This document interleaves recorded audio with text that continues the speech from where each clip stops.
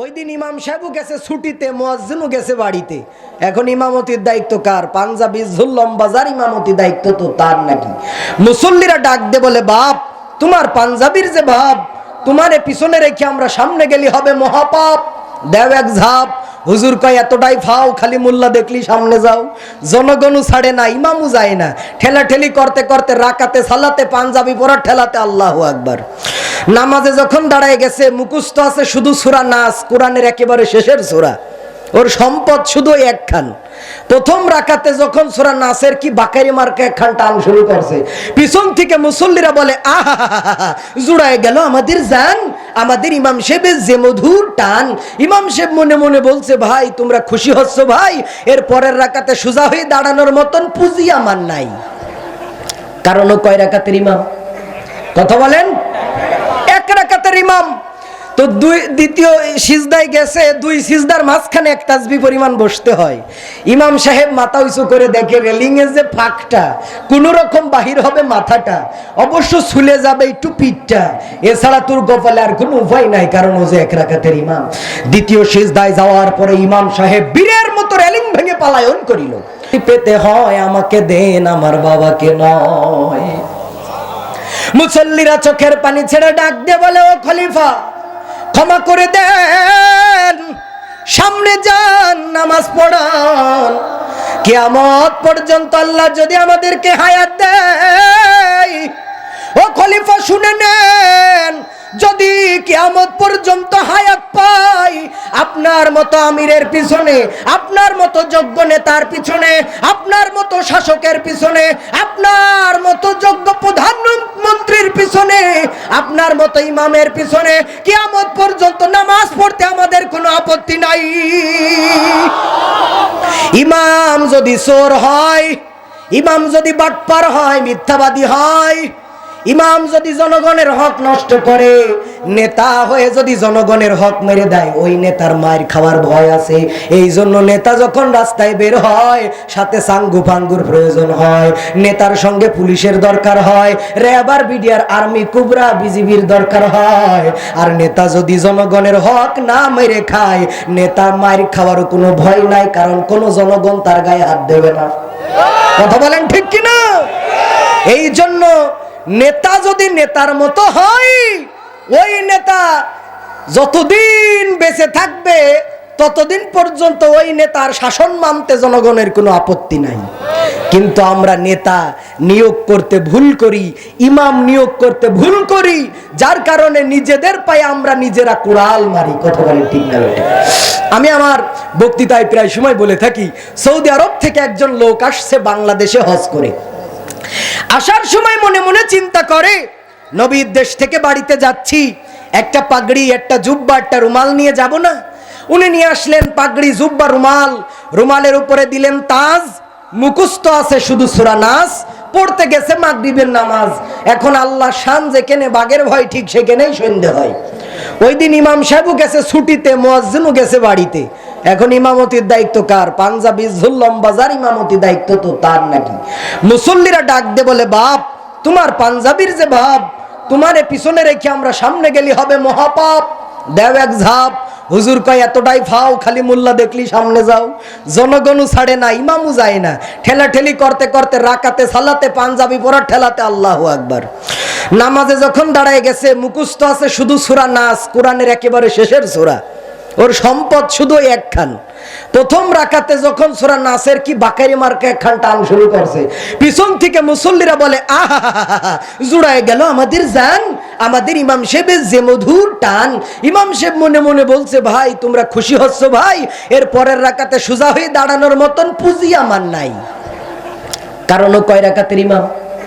কথা বলেন, এক রাকাতের ইমাম। তো দ্বিতীয় সিজদায় গেছে, দুই সিজদার মাঝখানে এক তাসবিহ পরিমাণ বসতে হয়। ইমাম সাহেব মাথা উঁচু করে দেখে রেলিং এর যে ফাঁকটা, কোন রকম বাহির হবে মাথাটা, অবশ্য ছুলে যাবে একটু পিঠটা, এছাড়া তোর কপালে আর কোনো উপায় নাই, কারণ ও যে এক রাকাতের ইমাম। দ্বিতীয় সিজদায় যাওয়ার পরে ইমাম সাহেব বীরের মতো রেলিং ভেঙে পলায়ন করিল।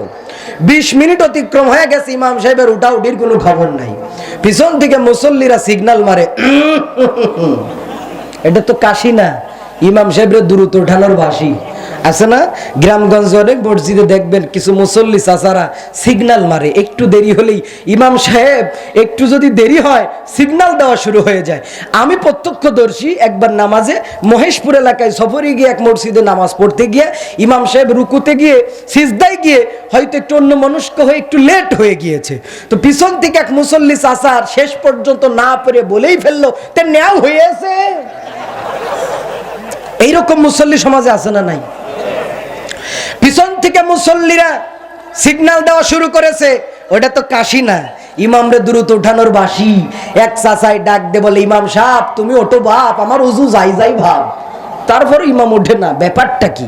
আর এক চাচা সিজদায় গিয়ে ডাক দে বলে, আল্লাহ জীবনে বহু হুজুরের পিছনে নামাজ পড়িছি, আল্লাহ এরাম বিপদের জন্য কোনোদিন না ফেলে। পিছন থেকে গ্রামের মেম্বার চাচা ডাক দে বলে, ইমাম সাহেব তুমি যদি না ওঠো আমি নিজেই কিন্তু উঠলাম। তারপর ইমাম ওঠে না, ব্যাপারটা কি? কারণটা কি? ইমাম ওঠে না কেন?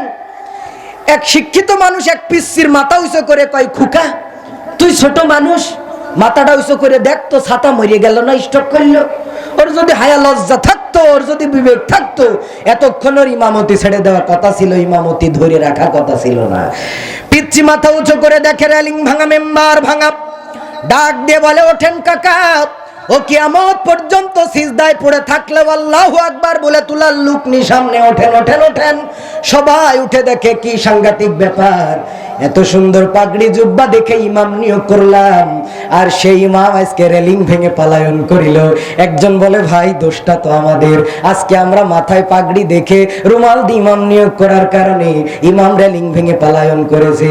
আজকে যদি আমরা ওইটা দেখে ইমাম নিয়োগ না করতাম তাহলে জাতির কপালে আজকে তালা লাগতো না। আমরা আজকে ইমাম নিয়োগ করেছি, মাথায় পট্টি দেখে, হাতে তসবি দেখে, শাড়ির কালার দেখে, হজ উমরা কয়বার করেছে এইটা দেখে ইমাম নিয়োগ করার কারণে আজকে বাংলার জমিনে লক্ষ লক্ষ মায়ের কোল খালি হয়েছে। ঢাকার শাপলা চত্বরের ইতিহাস যেমন মুছা যায় না, এই ইতিহাসও কোনোদিন মুছা যাবে না রে মুসলমান।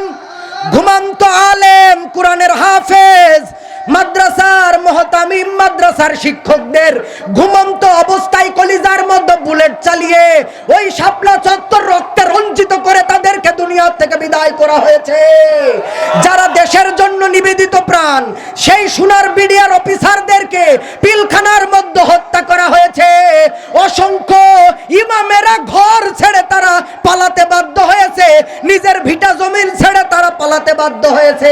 তাদের নামে মামলা, মিথ্যা মামলা, গায়েবী মামলা, হামলার শিকার হয়েছে। কত মানুষ গুম হয়েছে, তাদের পরিবারগুলোকে এতিম করেছে, আছে না নাই? ও মুসলমান ভাই, এই দোষ কারে দিবেন? এই দোষ তো আপনার আর আমার। নিজেদের পায়ে নিজেরা কুড়াল মারার কারণে আজকে আমাদের কপালের মধ্যে আজকে তালা লেগেছে। মনে রাখবেন, যেই দিন মহান সংসদ থেকে পবিত্র উলামায়ে কেরামদেরকে বের করে দিয়ে ওই নর্তকীদেরকে সংসদে ঢুকানো হয়েছে, সেই দিন থেকে এই জাতির কপালে তালা লেগেছে।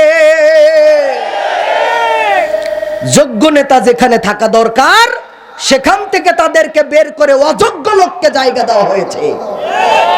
এই ইমাম ভুল নেওয়ার করার কারণে আজকে, এই চাচা, এই কি সমস্যা? ওয়াজ আজকে এখানে হবে আর চুলকাবে কালকে চায়ের দোকানে মোড়ে মোড়ে, যেই কটা চুলকাবে সব কটা ইমানের অ্যালার্জির রোগী। কথা বলেন ঠিক না? ঠিক। আমরা ঝিনাইদার মানুষ বলি, বেগুন আলু আর ইলিশ মাছ এর মতো মজাদার তরকারি আর বাংলার জমিনে হয় না। বেগুন আপনি যেভাবে খাবেন সেভাবেই মজা লাগবে। সমস্যা শুধু তাহাদের শরীরে চুলকানি আর অ্যালার্জি আছে যাহাদের। সকালবেলা বেগুনের ভাজি, খিচুড়ি ভাত, দুপুরবেলা ইলিশ মাছ দিয়ে বেগুন রান্না, তার মজাই আলাদা। রাত্রবেলায়, বিকেলবেলায় রাস্তার মোড়ে মোড়ে বেগুনের চপ ভাজি, তার মজা আবার আলাদা, ঠিক কি না? খাবেন, কোনো সমস্যা নাই। সমস্যা শুধু তাহাদের অ্যালার্জি আর চুলকানি আছে যাদের চুলকানি আছে ওরা বেগুন তো খায় না, বেগুন দেখলেও ওদের চুলকায়।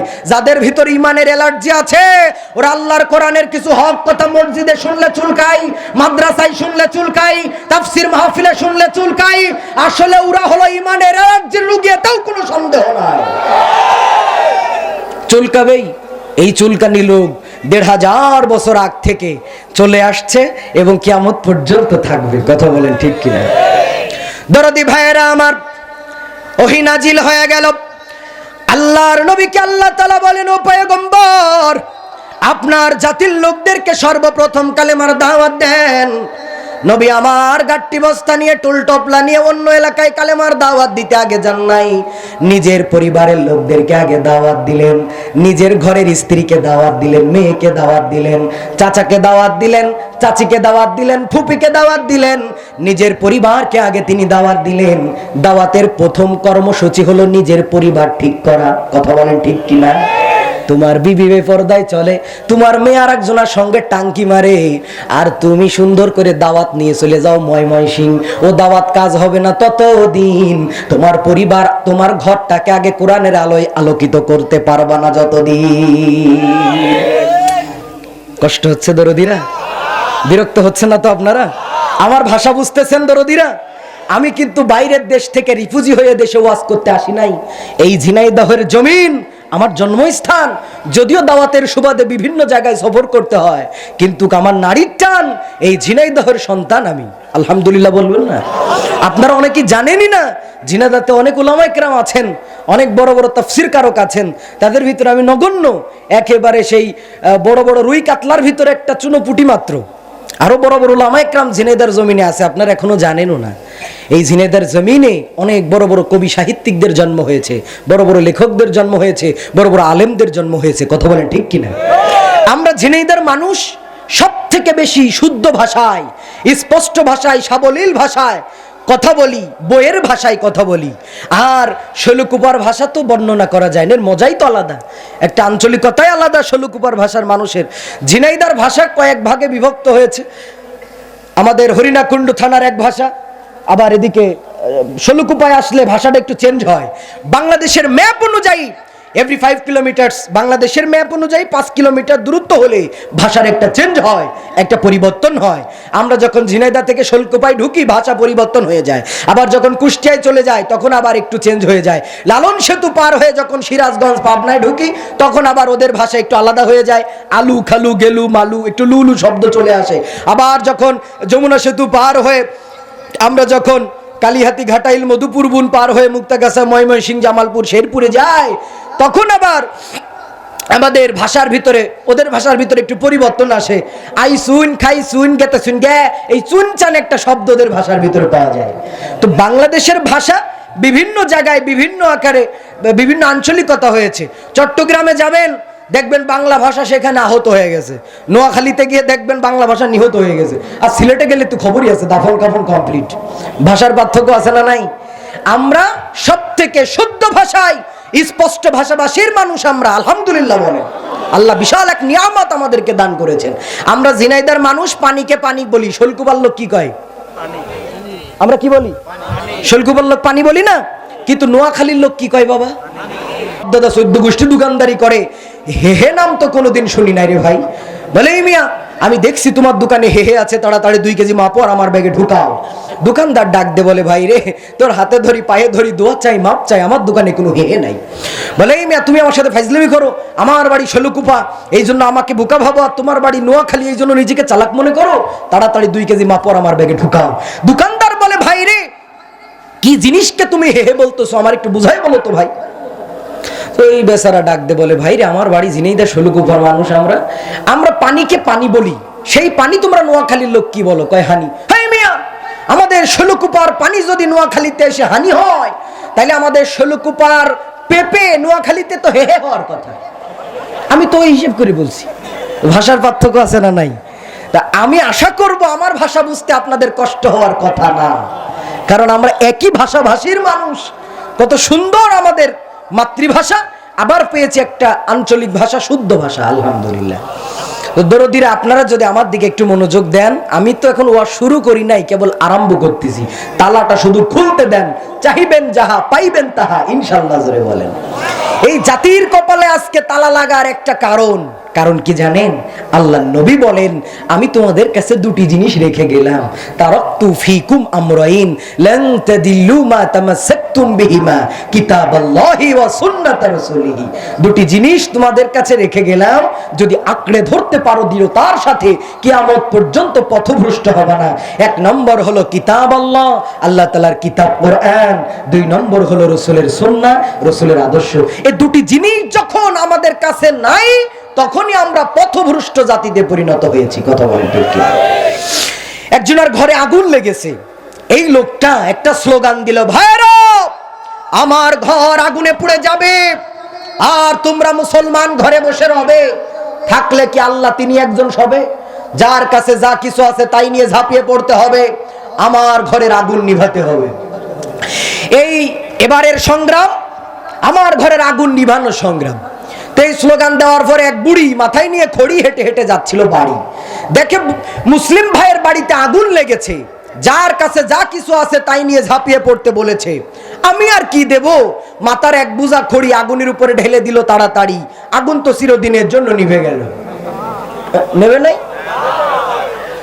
আপনাদের এই এলাকার বাজারের কাতলাগাড়ি বাজারের একজন লোক নতুন মেয়ে বিয়ে দিয়েছে, শীতকালে লেপটসক আর কম্বল জামাইকে হাদিয়া দেবে, বাজার থেকে বানাই নিয়ে ফিরতেছিল বাড়ি, দেখে বুড়ি তার খড়ি দিল, আমি আর কি দেব, বেঁচে থাকলে আগামী বছর আবার মেয়ে জামাইকে লেপটসক দিতে পারবো, কিন্তু মুসলিম ভাইয়ের বাড়ির আগুন আগে নিভাতে হবে। এই মনে করে ওর লেপটসক কম্বল সব আগুনের উপরে ঢেলে দিল, আগুন মোটামুটি একটু কন্ট্রোলে আসলো। তা আসে নাই? আপনাদের কাতলাগাড়ি বাজারের একজন তেল বিক্রেতা 5 কন্টেনার কিরোসিন তেল কিনে নিয়ে ফিরতেছিল বাড়ি, দেখে বুড়ি তার খড়ি দিল, লেপটসকলা ওগুলো দিল, আমি আর কি দেবো, বেঁচে থাকলে আবার ব্যবসা করে খেতে পারবো, আগে আগুন নিভিয়ে নি। এই মনে করে 5 কন্টেনার কিরোসিন তেল আগুনের উপরে ছিটিয়ে দিল, আগুন এইবার নিভে গেল। তাও নিভে নাই? তাহলে আগুন নিভানো যায় কিভাবে? কই বুদ্ধি যদি নিতে চাও 3 মাথাওয়ালা মুরব্বির কাছে যাও। 3 মাথাওয়ালা মুরব্বি চিনেন? ওই যে একেবারেই মুরব্বি বসতে বসতে কুজা হয়ে গেছে, আগে ছিল 1 মাথা 2 হাঁটুরওয়ালা 2 মাথা। এই মুরব্বির কাছে গিয়ে কই চাচা আপন প্রাণ বাঁচা, আমাদের বুদ্ধি কাঁচা। কই কি বুদ্ধি চাও? কই আগুন ধরা ঘরের উপরে লেপটসক দিলাম, খড়ি দিলাম, তেল দিলাম, কম্বল দিলাম, আগুন তো নিভে না। কই বাবা এগুলো দিয়ে আগুন নিভাতে চাই যারা ডিজিটাল বোকা তারা। আগুন যদি নিভাতে চাও আগুনের উপরে বালু মাটি ছিটিয়ে দাও, আগুনের উপরে পানি ঢেলে দাও, আগুন চিরদিন জন্য নিভে যাবে। ও মুসলমান ভাইরা, আজকে বাংলার জমিনে যে অশান্তির আগুন দাউ দাউ করে জ্বলছে, এই আগুন নিভানোর জন্য আজকে আমরা লেনিন, কালমার্স, আব্রাহাম লিঙ্কন, প্লেটোর আদর্শ দিয়া, আমরা দিল্লির দাদা নরেন্দ্র মোদী নাকি ছাগলের নাদি, এই সমস্ত বড় বড় বাটপারদের বানানো নিয়ম কানুন রীতিনীতি আদর্শ দিয়া বাংলার জমিনের অশান্তির আগুন নিভাতে চাই। এই জন্য অশান্তির আগুন নিভে না, বরং এই অশান্তির আগুনের লেলিহান শিখা এই বাংলার জমিনটাকে আরো জ্বালিয়ে পুড়িয়ে ছারখার করে দিয়ে যায়।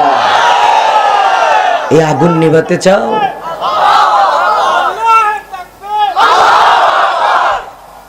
আপনারা এমন ভাবে তাকবীর দিলেন তাতে মনে হচ্ছে যে মোটামুটি হয়েছে।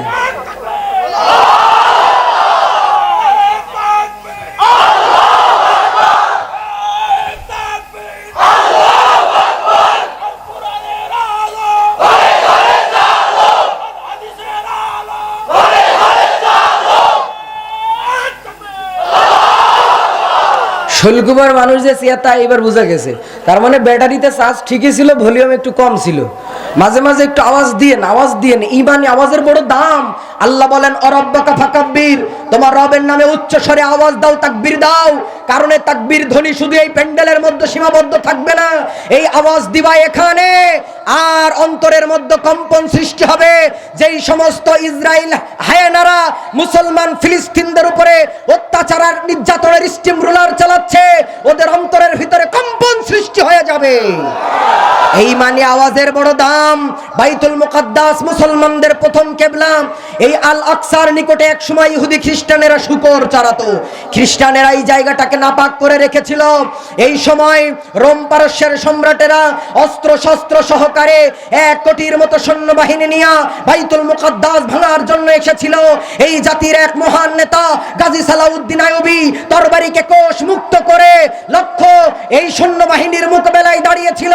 যেই নদী পার হয়ে তারা বাইতুল মুকাদ্দাস ভাঙার জন্য এসেছিল, সেই জাতির সামনে দাঁড়িয়েছিল যখন, যেই নদী পার হয়ে এসেছিল সেই নদী পার হয়ে তাদের দেশে ফিরে যেতে বাধ্য হয়েছিল তখন। ও মুসলমান ভাইরা, আমরা আশা করব, আমরা দেখতে পাচ্ছি বাংলার আকাশে সেই পতাকা পথ করে উদিত হচ্ছে। ইব্রাহিম পয়গম্বরের জমিন, লক্ষাধিক নবী রাসূলদের পদচারণা হয়েছে যেই জমিনে, সেই ফিলিস্তিন স্বাধীন হবে, সেই ফিলিস্তিনের পতাকা পথ করে উদিত হচ্ছে সারা পৃথিবীতে। কথা বলেন ঠিক কিনা? আর একজন গাজী সালাউদ্দিন আইয়ুবী আসবে,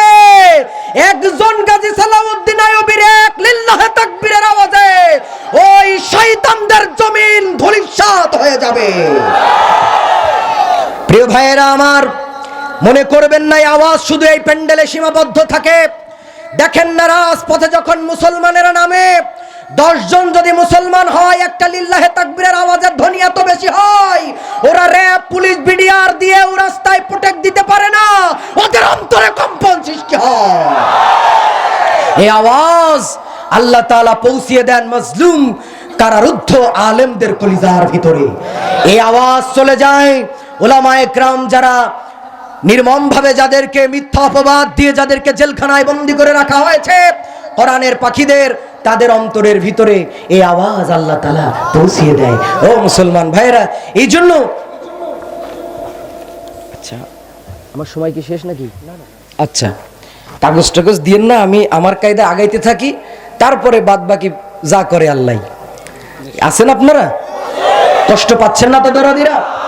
কষ্ট পাওয়ার কোনো দরকার নাই। মুসলমান আমরা ভুলে গিয়েছি, আমরা মনে করি আমরা বিড়ালের জাতি, আমরা কুকুরের জাতি, শিয়াল কুকুরের জাত না, আমরা বাঘের জাতি, আমরা সিংহের ভূমি। মক্কা ছেড়ে রাতের আধারে প্রিয় সাহাবী আবু বকরের হাতটি ধরে নবী আমার মদিনায় হিজরত করেছেন। ওই দিন নবী বাতিলের কাছে মাথা নত করে নাই। আমরা জানি ইসলামের এই পথ নরম মখমল বিছানো পথ নয়, এ পথ কণ্টকাকীর্ণ পথ, শক্ত আর মজবুত পথ। এ পথে চলতে গেলে মার খেতে হয়, জীবন দিতে হয়, রক্ত দিতে হয়, শাহাদাতের সুধা পান করতে হয়। তবু আমরা এই পথটাকেই বেছে নিয়েছি, কারণ এই পথের মধ্যেই রয়েছে আল্লাহর জান্নাত। এই পথ বেছে নিয়েছে আমাদের আকাবিরেরা, এই পথ বেছে নিয়েছে সাহাবায়ে কেরাম। সাহাবীরা বাসর রাত ফেলে রেখে জিহাদের ময়দানে গিয়ে কেউ হাত হারিয়েছে, কেউ পা হারিয়েছে, কেউ কল্লা হারিয়েছে। বাসর রাত ফেলে রেখে জিহাদের ময়দানে গিয়ে জিহাদ করে আল্লাহর দ্বীন জমিনের মধ্যে প্রতিষ্ঠা করার জন্য কালেমার পতাকা উড্ডীন করে গিয়েছে। কোনোদিন তারা বাতিলের কাছে মাথা নত করে নাই। প্রকৃত রাসূলের আশিক যারা, প্রকৃত রাসূলের উম্মত যারা, আল্লাহর প্রকৃত গোলাম যারা, মুনাফিকি নয়, দুশমনী নয়, আল্লাহ রাসূলের প্রকৃত আশিক যারা হবে, রাসূলের জন্য, আল্লাহর কোরআনের জন্য, দ্বীন কায়েমের জন্য রক্ত দিবে, জীবন দিবে, বাতিলের কাছে কোনোদিনও মাথা নত করবে না, করবে না, করবে না।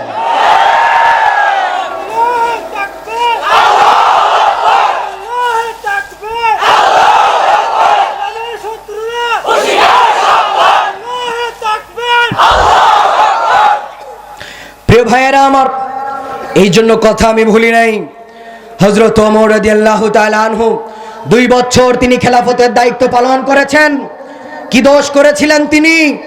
একজন জান্নাতের টিকিট প্রাপ্ত মেহমান নামাজরত অবস্থায় বল্লমের আঘাতে তার নাড়ি ভুড়ি বের করে দেওয়া হলো। শাহাদাতের পেয়ালা পান করে তিনি চলে গেলেন। এ ঝান্ডাকে উঁচু করে ধরলেন ইসলামের 3য় খলিফা জুনুরাইন হযরত উসমান গনি রাদিয়াল্লাহু তাআলা আনহু। আল্লাহর কোরআন ছিন্ন বিচ্ছিন্ন আয়াতগুলো তিনি এক জায়গায় আনলেন। অনেক যুদ্ধের ময়দানে কোরআনের হাফেজগণ শাহাদাত বরণ করতে শুরু করেছে। আল্লাহর কোরআন হয়তো একদিন বিলুপ্ত হয়ে যাবে, কোরআনে কারিম এক জায়গায় সংরক্ষিত থাকবে না।